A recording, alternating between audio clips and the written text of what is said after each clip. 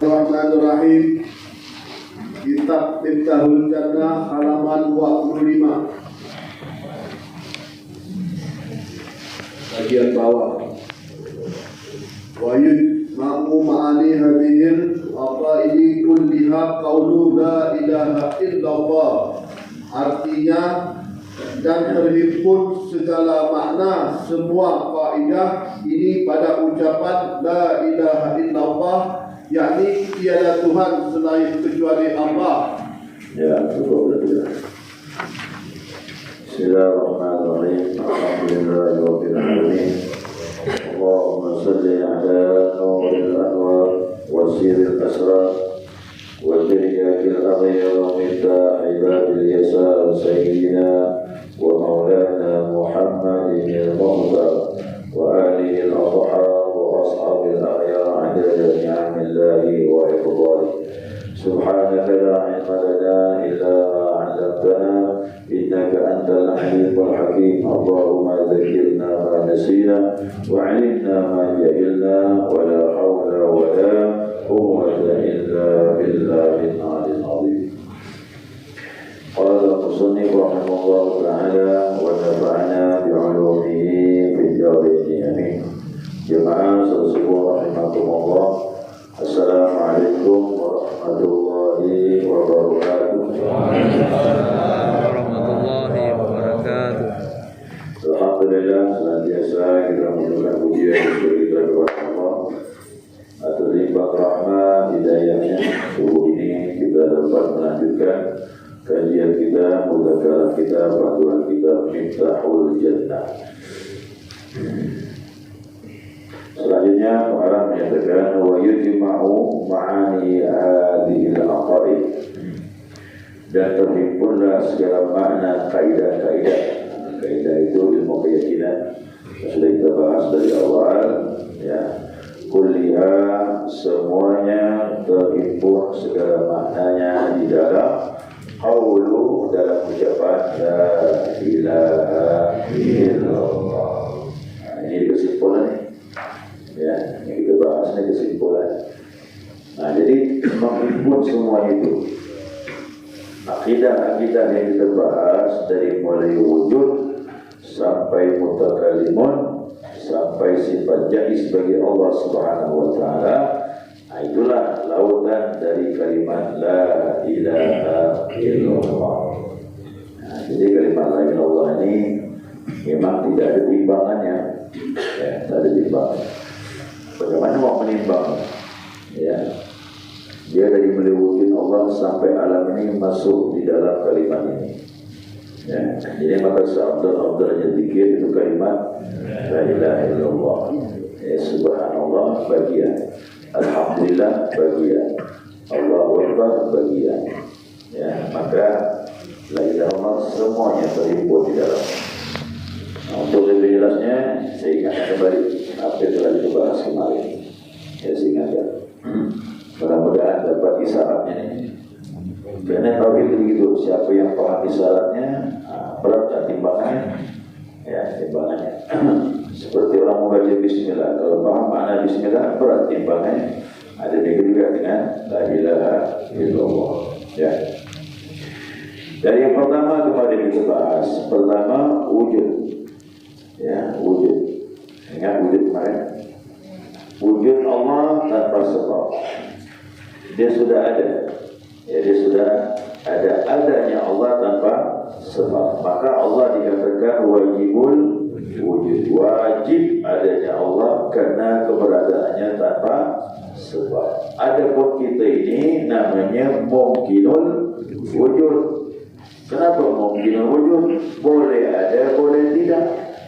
Karena ada yang mengadakan kita ini, dan juga nanti dia juga yang meniadakan kita ini. Nah, jadi wujud kita ini tidak eksis, asalnya tidak ada, lalu ada, kemudian maka kita dikatakan mungkinul wujud. Tak wajib kita ini ada, boleh ada, boleh tidak. Sedangkan wujud Allah tanpa sebab, maka dikatakan dia wajibul wujud. Nah, apabila dibandingkan wujud kita dengan wujud Allah, hakikatnya wujud kita ini tidak ada. Ya. Oh, saya ada nih Pak Ustaz, berjalan. Ya, siapa yang berjalankan? Siapa yang mengadakan? Siapa yang menggerakkan? Siapa yang mengaktivitaskan? Berarti wujud kita ini hakikatnya tidak ada, karena ada yang mengadakannya. Yang mengadakannya namanya wajibul wujud. Maka tatkala kita ucapkan la ilaha illallah, la wajibal wujud illallah. Tidak ada yang wajib wujudnya tanpa sebab kecuali hanya Allah. Ada wujud itu ada sebab, ada yang mengadakan, ada yang menyediakan. Ayo kita bicara lagi yang kedua. Yang kedua sifat qidam. Yang wujudnya ada ini tanpa sebab. Apa sebab? Tanya lagi apa sebab? Karena dia sudah ada sebelum adanya sebab. Dia sudah ada sebelum adanya makhluk. Makanya keberadaannya tanpa awal.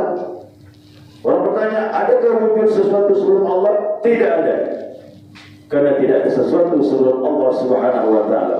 Lalu Allah, dia ada tanpa permulaan. Sedangkan kita ada awal. Kita ada awal, ada startnya, ada mulainya. Kita lahir, bayi, merangkak, berdiri, berjalan, tumbuh, remaja, dewasa, tua, mati. Itulah kita ini. Diawali oleh tiada. Sedangkan Allah wujudnya tanpa sebab. Kalau begitu tidak ada awal bagi wujud Allah. Al-awwalu bila bidayah, dia awal tanpa permulaan. Berarti kalau kita membaca la ilaha illallah, maknanya la qadima bihaqqin illallah. Tidak ada wujud yang tanpa awal kecuali hanya Allah. Itu dipahamkan itu. Yang lainnya ada awal. Jelas ini? Ini saya buka kan ini. Nanti semua yang sana semuanya. Pindah lagi sifat baqa. Ini pasangannya. Kalau dia tidak, berarti baqa. Kalau wujudnya tanpa awal, berarti tanpa akhir. Kalau itu, mana mungkin pula tak ada awal tapi berakhir. Kalau kita ini betul ada awal, ada akhir. Sedangkan wujud Allah dia dikatakan qidam, baqi tanpa awal, berarti maaf. Dia qadim tanpa awal, pasangannya baqi, dia tanpa akhir, dia kekal selama-lamanya. Kullu man 'alaiha fan, semuanya pasti musnah. Semuanya akan berakhir. Karena ada awal pasti berakhir. Wa yabqa wajhu rabbika dzul jalali wal ikram. Yang kekal hanya zat Tuhanmu saja. Berarti waktu mengucapkan la ilaha illallah, la baqi bihaqqin illallah. Tidak ada wujud yang kekal tak berakhir kecuali hanya Allah. Paham? Ini pelan-pelan nih, kita terbuka nih. Ini kita bahas kemarin, saya simpulkan subuh ini. Ya. Ayo, pindah kepada sifat berikutnya. Apa itu? Mukhalafatul hawadits. Ayo. Ada wujud yang tanpa awal, dinamakan qidam. Ada wujud yang tanpa akhir, dikatakan baqa. Dirinya disebut qadim dan juga baqi. Tidak ada awal, tidak ada akhir. Sedangkan makhluk selain dirinya ada awal, ada akhir. Kesimpulannya, tidak akan pernah mungkin sama antara pencipta dengan yang diciptakan. Jadi bayang-bayangkan Allah ya. Tak boleh. Dan sifatnya jangan kita bayang-bayangkan syirik gitu. Ya. Kita ada awal, ada akhir. Tidak akan mungkin sama dengan wujud tanpa awal, tanpa akhir. Nah, berarti waktu mengucapkan la ilaha illallah la mukhalifa lil hawadith illallah. Tidak ada wujud yang berbeda dengan makhluk ini kecuali hanya Allah. Ya, tolong salat jangan dibayang-bayangkan Allah. Dia ada menatap kita, dia memandang kita, tapi jangan sampai terbetik pada pikiran memirip-miripkan Allah dengan makhluk syirik kita. Jelas ni bang? Baik, pindah lagi berikutnya. Apa tu? Qiyamul ta'ala binafsi.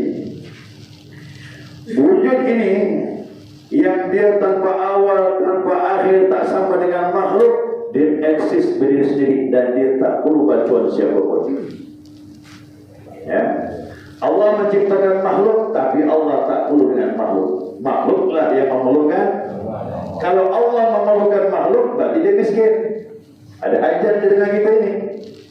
Ya, jadi segala apapun yang kita lakukan, semuanya bukan untuk Allah, tapi untuk kita sendiri. Dia kaya hakiki, dia tak perlu makhluk. Tatkala menciptakan makhluk, maka makhluklah yang membutuhkan Allah.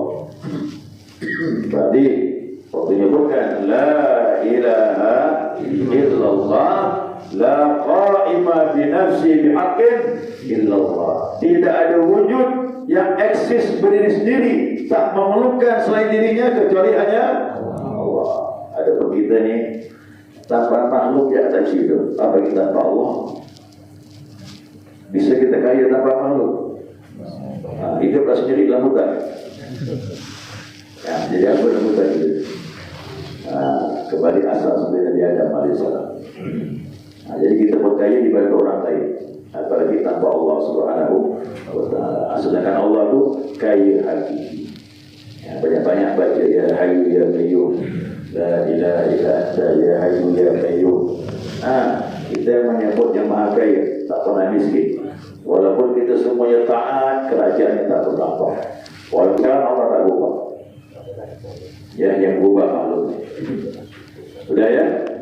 Beda berikutnya lagi. Apa tu? Wahdaniyah. Ya.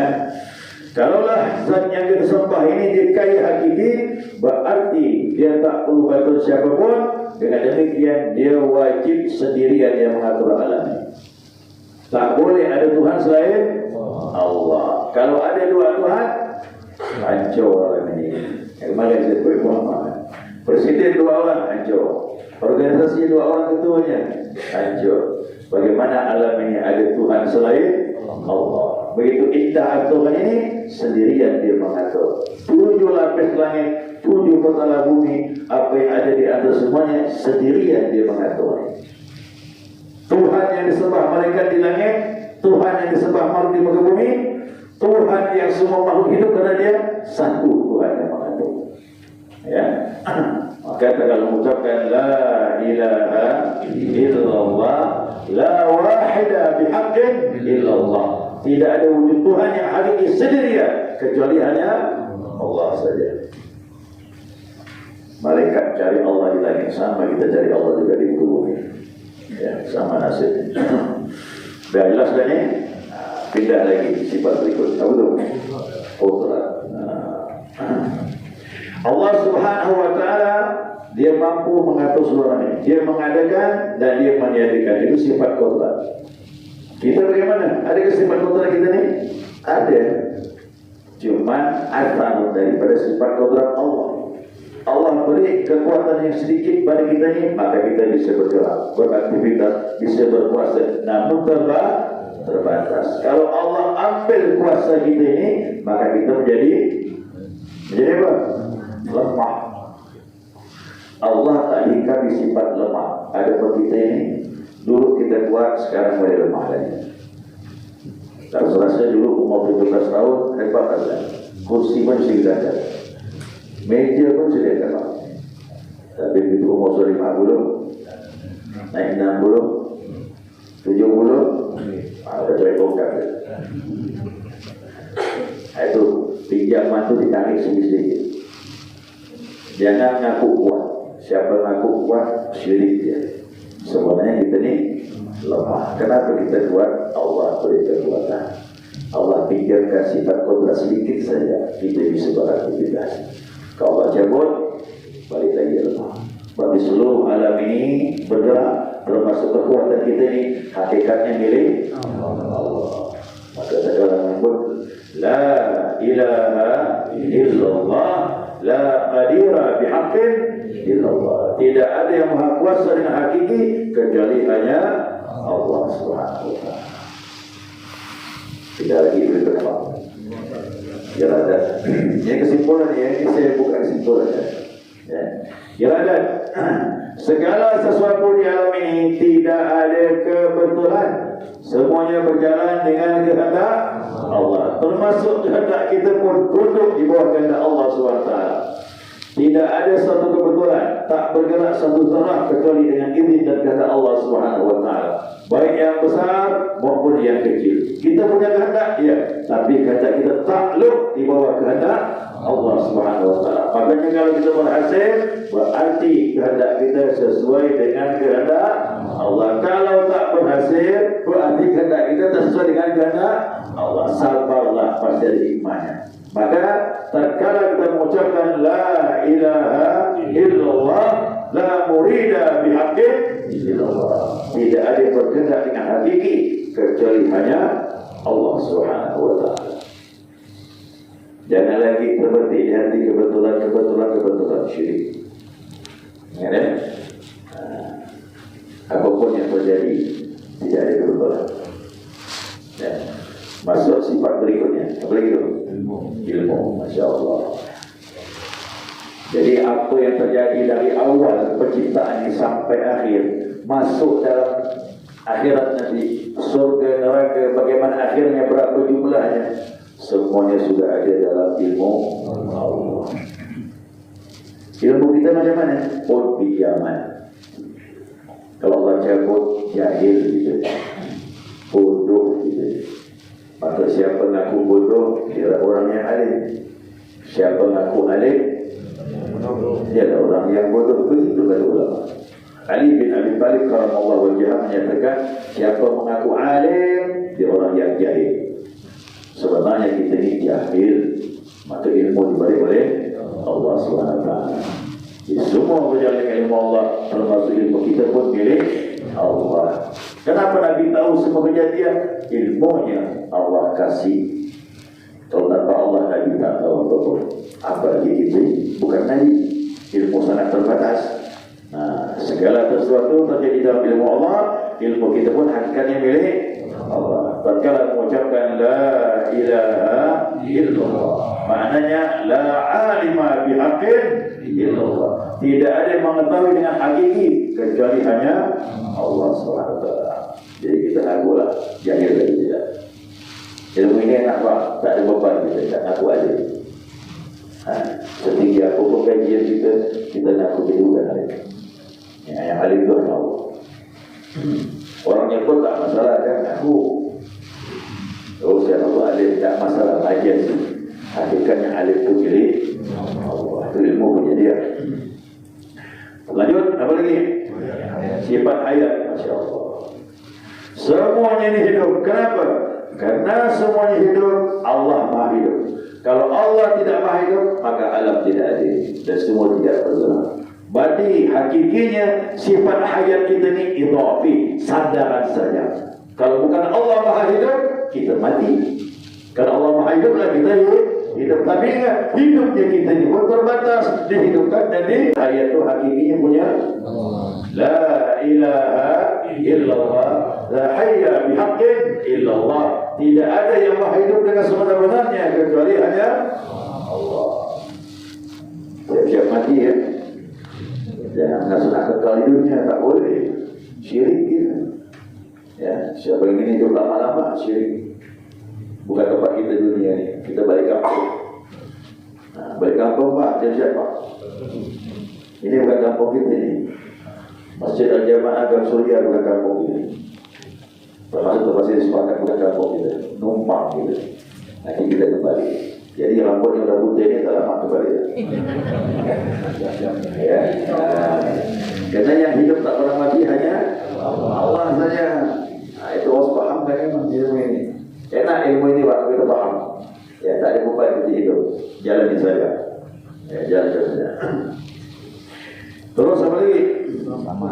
Ha? Sama. Sam'un, sama. Ya. Tidak ada sesuatu ini kecuali terbuka dalam pendengaran Allah Subhanahu wa taala. Ya, yang bersuara tak bersuara, inkisyaf terbuka dalam pendengaran Allah. Yang kita omongkan didengar Allah, yang kita simpan dalam hati pun kita punya pendengaran, punya, tapi dipinjamkan. Maka mendengarlah kita ini, tapi pendengaran kita terbatas. Bisa tak kita dengar suara cacing dalam tanah? Allah dengar. Bisa tak kita melihat orang kena azab dalam kubur? Tak bisa. Tapi Nabi mendengar. Bisakah kita mendengar suara semut? Tapi Nabi Sulaiman dengar. Kenapa Nabi Sulaiman dengar? Kenapa Nabi Muhammad mendengar azab kubur? Allah bukakan pendengarannya. Kalau kita dibukakan, kita dengar juga. Tapi yang terbatas itu pun kita syukuri. Ini pemberian Allah. Kalau cabut, tulislah kita. Berarti kembali kepada sifat Allah. La ilaha illallah, la sami'a bihaqqin illallah. Tidak ada yang mendengar dengan hakiki kecuali milik Allah SWT. Faham ni? Boleh jangan aku ya, buang semua. Bunyi ini tak bukan sifat kita ni, punya dia semua. Ya, hadir. Masuk berikutnya, basar. Masya Allah, basar. Basar maha melihat, basirun. Nah, sifat basar Allah sama dengan pendengaran. Inkisyaf, tidak ada sesuatu pun yang tak dilihat oleh Allah Subhanahu wa taala.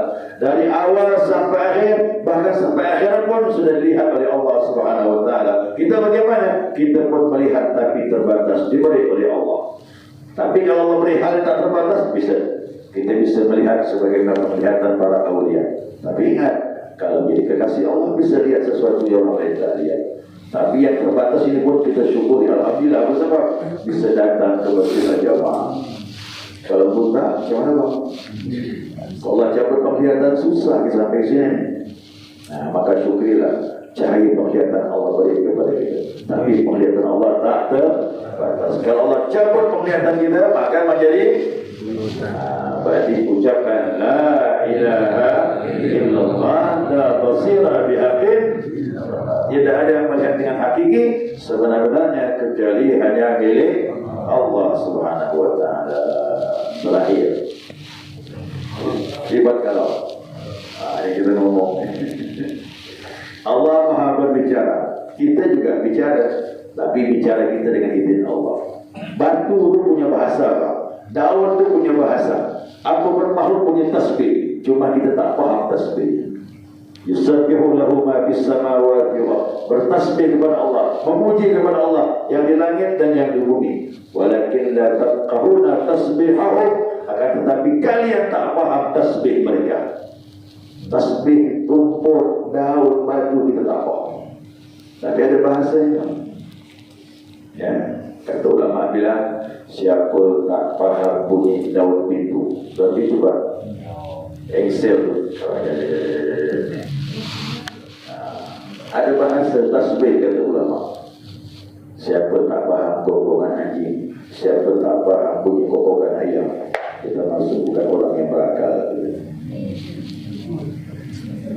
Berarti semuanya ada ada bahasa. Dan itu didengar para nabi, dan itu didengar para wali. Nah, kita tak usah macam itu.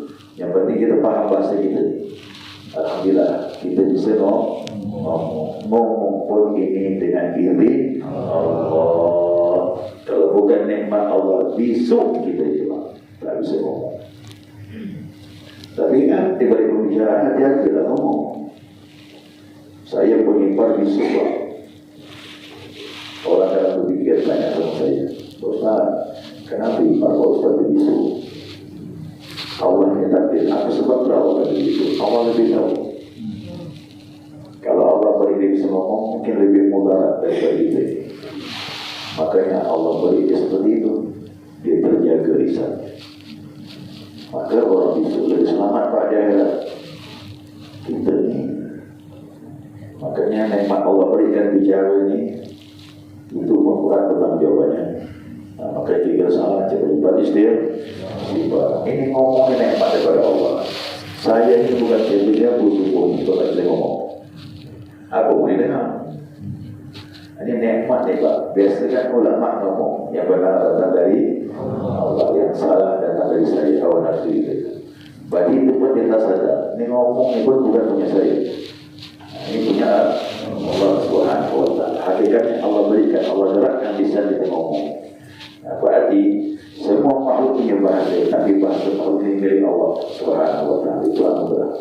Ya, maka kita secara ucapkan la ilaha illallah, la mutakallima bihaqqin illallah. Tidak ada semua yang bisa bicara kecuali dengan izin Allah. Berarti itu milik dia. Faham ya Pak ya? Baik, kalau begitu saya simpulkan lagi. Ya. Waktu kita mengucapkan la ilaha illallah, ini semuanya masuk maknanya. Ya. 13 sifat sama yang mustahil masuk semuanya. Nanti akan dibagi di dua istilah dengan istilah. Nah, siapa yang paham yang seperti ini, maka dia telah masuk dalam lautan la ilaha illallah. Nah, artinya begini. Waktu mengucapkan la ilaha illallah, la wajibal wujud, wala qadima, wala baqi, wala mukhalifa lil hawadis, wala qadiman bin nafsi, wala wahida, wala qadira, wala murida, wala alima, wala hayya, wala sami'a, wala basira, wala mutakallima bihaqqin illallah. Saya terjemah ini Pak ya. Tidak ada yang wajib wujudnya, tidak ada yang wujudnya qadim tanpa awal, tidak ada wujud yang kekal, tidak ada yang berbeda dengan makhluknya, tidak ada yang berdiri dengan sendirinya, tidak ada yang wujudnya sendiri yang mengatur alam, tidak ada yang maha berkuasa, tidak ada yang maha berkehendak, tidak ada yang maha mengetahui segala sesuatu, tidak ada yang maha hidup hakiki tanpa kematian, tidak ada yang maha berkuasa, apalagi tidak ada yang maha mendengar dengan hakiki, tidak ada yang maha melihat dengan hakiki, tidak ada yang maha berbicara dengan hakiki, illallah, kecuali hanya Allah. Siapa nak nimbang kalimat la ilaha illallah? Itu kata Nabi bilang subhanallah memenuhi timbangan. Alhamdulillah langit bumi masuk. La ilaha illallah tidak ada timbangan. Kalau kau letakkan 7 lapis langit, 7 petala bumi digabung semuanya pada timbangan, sebelahnya la ilaha illallah, dan jahat bihinna la ilaha illallah, pasti lebih berat la ilaha illallah. Dan Nabi suruh akhiru min qawli la ilaha illallah, suruh banyak-banyak. Udah timbangan macam ini diperbanyak setelahnya sendiri. Kenapa ini sedikit? Kenapa ini jadi sedikit? Padahal ini disuruh banyak-banyak. Nah, maka jangan heran ulama-ulama ahli zikir, ulama tariqah, zikir unggul yang berarti berbanyak. Ini lagi kalimat la ilaha illallah, semua lautan makna ada di dalam. Yang mudah-mudahan dapat dipahami. Ya, pendapat walaupun belum ada zikir tariqah tidak masalah. Wirid-wirid kau dapat sisih kalau subuh dengan maghrib tambah 40 ke 100 ke. Kenapa? Ini masih dipertahankan tahlilan. Kau tak ada tahlilan, tak ada lagi orang ucapkan la ilaha illallah. Tapi tahlilan itu macam-macamnya. Bukan tak makan. Pahalanya dikirimkan kepada si kita pengen menyebut ini tidak lagi mengejar pahala, tapi ingin membersihkan tauhid kita, memantapkan iman kita, memantapkan takwa kita dengan la ilaha illallah. Nabi kan bilang jadidu iman itu, perbaharui iman kalian. Untuk iman, bukan pahala lagi. Pahala tidak kita lakukan, itu Allah berikanlah. Ya, perbaharui iman kalian, kata Nabi bilang. Bagaimana ya Rasulullah? Akhiru min qawli la ilaha illallah. Untuk iman, untuk takwa, nanti semua ibadah menjadi enak, jadi ringan karena iman kita dikuatkan dengan kalimat tauhid. Nah, dan mudah-mudahan dengan kita melazimkan ini yang kita bawa waktu menghadap Allah. Ya, tidak ada yang paling mahal Bapak Ibu untuk menghadap Allah ini kalimat ini saja. Ya, ini kalimat pamungkas. Islam dengan ini, syarat mati husnul khatimah dengan ini, syarat kunci surga dibuka dengan kalimat tidak sama. Ya, jadi cukup sudah dapat dipahami. Nanti kita bahas lagi selanjutnya. La ilaha illallah itu dibagi dua. Ada yang masuk dalam istirna, ada yang masuk dalam iktiqar. Apa itu istirna? Allah kaya, tak butuh kita. Apa itu iktiqar? Kita butuh Allah. Dibagikan mana sifat-sifat yang masuk dalam istirna, mana sifat-sifat yang masuk dalam iktiqar. InsyaAllah pertemuan akan datang. Ya. Ada pertanyaan? Silakan. Ya.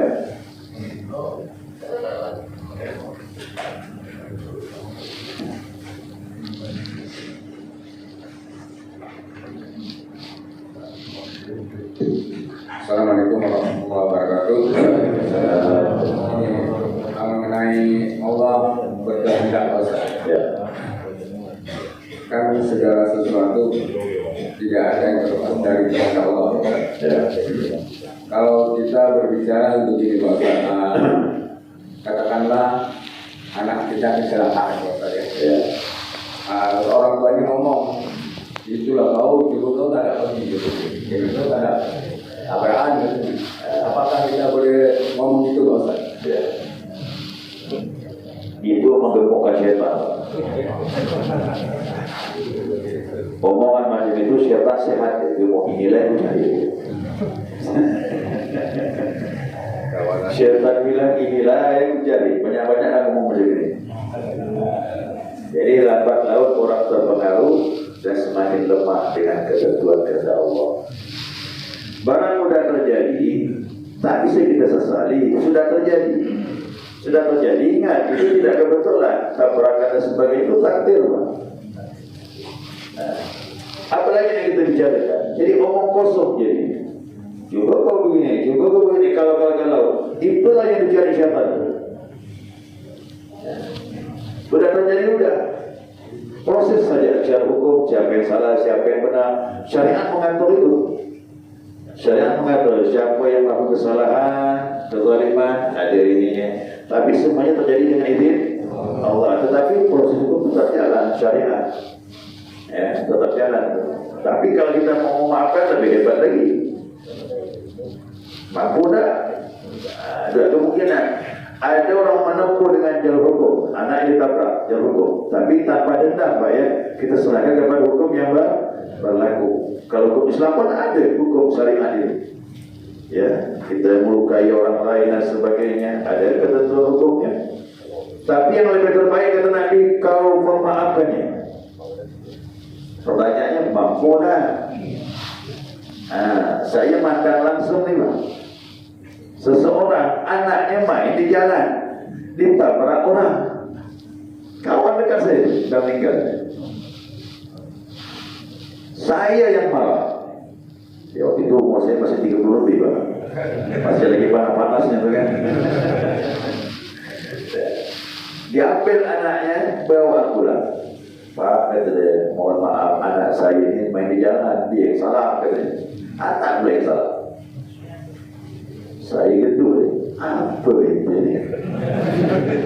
Orang kenapa anak itu ya tutuplah, anak saya yang salah, kata dia main jalan.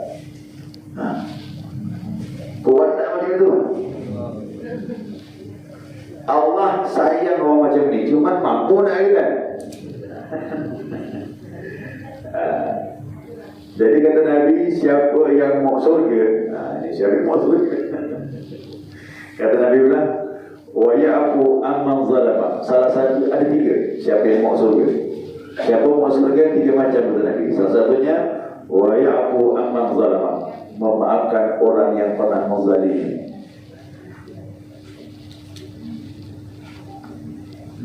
Kalau kita mampu, surga kita dapat.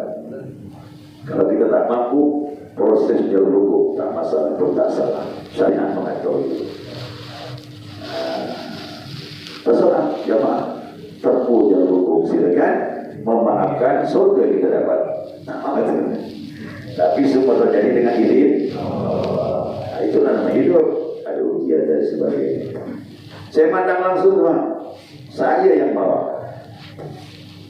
Nah, gampang nah, ditabrak orang pakai motor. Diambil anak buah pulang ke rumah. Kalau kita, nah, sudah menang.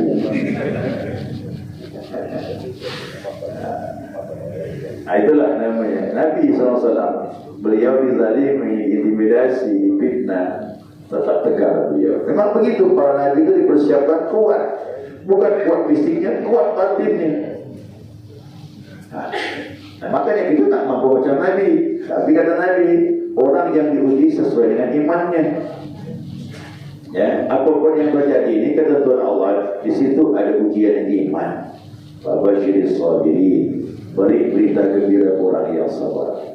Alladzina asabu musibatun qalu inna lillahi wa inna ilaihi raji'un. Berita gembira orang yang sabar pada musibah datang, kembali kepada Allah, kembali kepada Allah. Itu ada kembali kepada Allah. Dan inna lillahi itu kembali.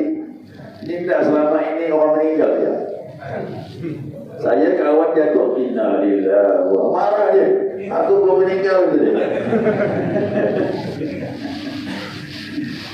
Padahal itu semua musibah masuk inna lillahi wa inna ilaihi raji'un. Semua musibah.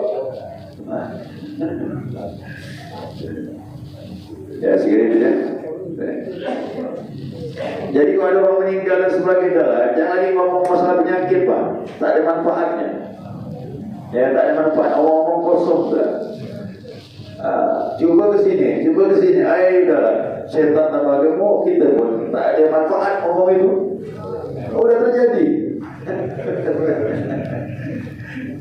Kalau belum terjadi, malah boleh kita tinggalkan, tak masalah. Ya, saya kira itu. Mau izin Pak Ustaz? Baik. Sananya. Assalamualaikum warahmatullahi wabarakatuh. Alhamdulillah, terima kasih kepada semuanya. Mudah-mudahan sama-sama mendapat ridho Allah Subhanahu wa taala. Dalam sholat kita Pak Ustaz, hari-hari selama ini kami dalam rukuk terakhir ini selalu melafazkan kalimat yang tidak lepas daripada sifat-sifat ma'ani. Al-Qadirun muridun alimun hayyun samiun basirun. Menurut fi hakikatullah. Pada dasarnya kita rukuk dan sebagainya. Dalam apa? Dalam salat. Dalam rukuk terakhir, dalam hati kalau dalam hati.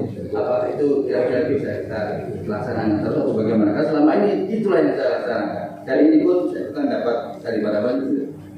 Terima kasih bro. Itu tidak perlu dilapaskan. Ilmu ini hanya dipahami. Dan dipahami kita amalkan boleh. Ya kan? Seperti kita salat. Ya, kita salat dengan ucapan Allahu Akbar, kembali dari sifat kalam. Kalam kita ini tak bisa bergerak kecuali dengan izin. Kembali kepada kalam dia, pada hakikinya kembali kepada kekuatan Allah Subhanahu wa taala. Waktu mengucapkan takbir, angkat tangan, rukuk, tidak, ini kodrat, kau mampu bergerak ya, dia yang menggerakkan. Boleh Pak, tak masalah, ini pemahaman. Ya, waktu kau salat kau punya kehendak tak? Ada kehendak, tapi ingat, hakiki kehendak bukan punya kita. Dialah yang membimbing kehendak kita melaksanakan ibadah. Kemudian kita mengetahui kita ibadah, ilmu pun hakikatnya milik Allah. Kemudian kita membaca, kita mendengar. Pendengar itu kembali kepada masuk 7 sifat ma'ani. Boleh dipahami dan diamalkan dalam salat. Tak salah. Dalam hati kena ilmu. Dan memang ibadah itu hakikinya membuat keakuan kita. Ibnu Arabi kata seorang sufi besar dari mana ni? Spanyol tu. Cordoba. Spanyol kan? Cordoba Spanyol. Dia orang Arab hijrah ke Spanyol, kembali lagi ke Damsyik, berakhir tinggal di tanah di Damsyik. Apa dia bilang? Kalau kau membaca Al-Fatihah, kau harus pahami sifat ma'ani itu ada pada dirimu pinjaman Allah, sehingga kau bisa beribadah menyembah kepadanya. Waktu kapan? Waktu kau mengucapkan iyyaka na'budu wa iyyaka nasta'in. Zahirnya iyyaka na'budu, zahirnya kita yang menyembah, tapi hakikatnya wa iyyaka nasta'in, kepada Engkau kami mohon pertolongan. Yang mana? Kekuatan, pendengaran, kehendak, apa lagi? Penglihatan, ucapan yang kita lakukan dalam syarat itu ditolong dari Allah Subhanahu wa taala. Zahirnya kita menyembah, hakikatnya wa iyyaka nasta'in, pertolongan Dia yang datang kepada kita. Ini kalau siapa ibadah macam ini bersih, tak ada syirik dalam ibadah. Ya. Jadi orang kalau salah bisa sombong, Pak, dia tak kenal dirinya. Maka jangan saya orang salah kau sombong. Salah itu dari mana datangnya? Kekuatan Allah. Itu dia. Ya. Jadi ibadah kalau kita faham seperti ini, insya Allah syirik yang tersembunyi hilang. Kita ibadah pun tak jadi lagi beban. Tak jadi beban lagi. Kita mengaku bukan punya kita. Ibadah itu bukan punya kita, yang punya Allah. Wa iyyaka nasta'in, kepada Kau kami mohon pertolongan. Kalau tanpa pertolongan Allah, kita tak bisa menyembah Allah.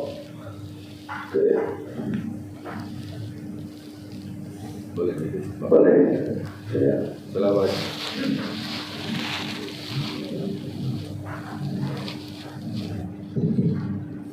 Assalamualaikum warahmatullahi wabarakatuh. Tuhan Guru yang kami muliakan, berkaitan dengan pertanyaan yang baru saya ditanyakan tadi. Sebenarnya saya dengan Pak Kahal ini dulu pernah belajar sama-sama, ya, dan dulu kami jadi belajar masjid. Ada amalan yang diberikan oleh guru kepada kita, yaitu sebelum kita melaksanakan sholat. Mulai kita istighfar, kemudian kita berselawat, kemudian kita mengakui bahwa rahasia kita ini ada pada guru, rahasia guru ada pada Nur Rasulullah, dan rahasia Nur Rasulullah ada pada Malaysia. Nah ini dari pertanyaan tadi ini, kalau saya dengan amalan itu artinya mengerjakan itu sebelum berdiri sholat. Nah, dulu kita kurang lebih 5 menit samakan itu. Nah itulah melepaskan 7 mana tadi yang ada pada diri kita. La mawjudu, la hayyu, la qadiru, la alimu, wa syuruh syami'u, mubidu, mutalimu, bihaqqi, inna lillahi wa inna ilaihi raji'un. La hawla wa la quwwata illa billah. Ya ilayya tamamuli wa ila amanduli ini habalaka.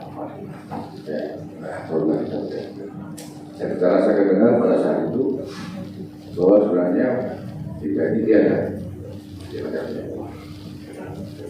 Mohon penjelasan. Baik.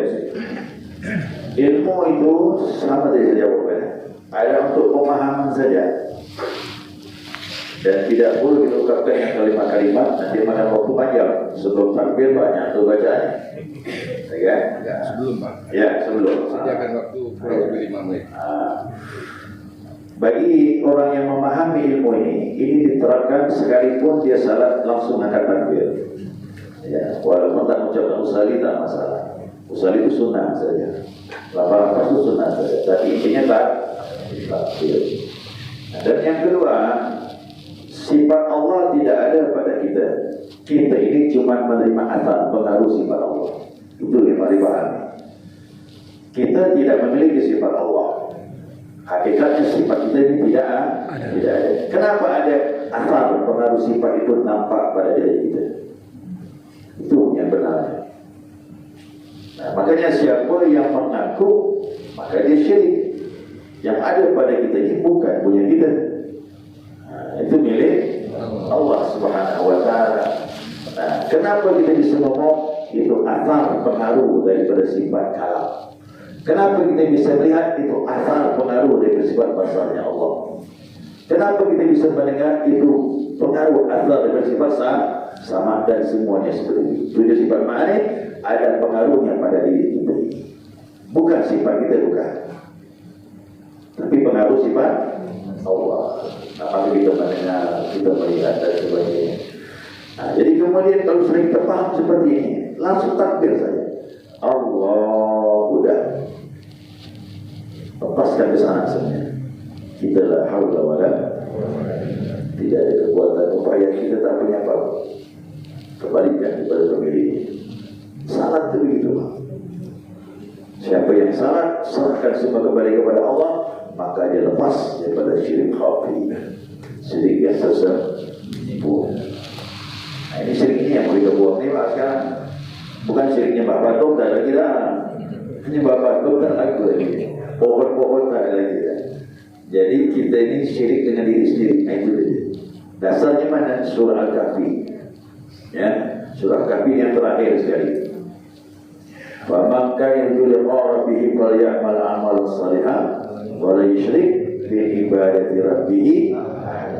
Siapa orang yang ingin bertemu dengan Tuhannya, hendaklah dia beribadah kepada Tuhannya dan jangan menyekutukan Allah dengan apapun, dengan dirinya sendiri termasuk. Jangan mengaku pun kekuatan kita beribadah, syirik kita.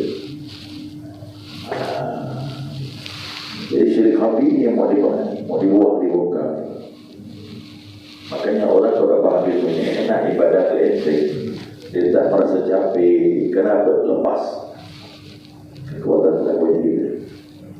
Pendengaran, penglihatan itu arah daripada pengaruh dari Allah Subhanahu wa Ta'ala. Dulu juga saya begitu, saya salah macam-macam saya baca itu, Pak. Tapi tak membantu. Ternyata ilmu ini membantu. Kalau ilmu sudah paham, walaupun tanpa usaha, langsung takbir saja, Allah dapat membantu. Itu banyak-banyak ilmu untuk membantu dalam ibadah. Nah, makanya belajar ilmu ini fardu ain. Fardu ain. Siapa tak belajar ilmu ini berdosa dia. Ini kata Rabi Adawiyah. Kata Rabi Adawiyah bilang, kau tak berbuat dosa sudah berdosa. Sudah bingung. Apa maksudnya? Kau hidup santai, tak belajar ilmu tauhid, tak kenal Tuhan, kau dah berdosa lagi.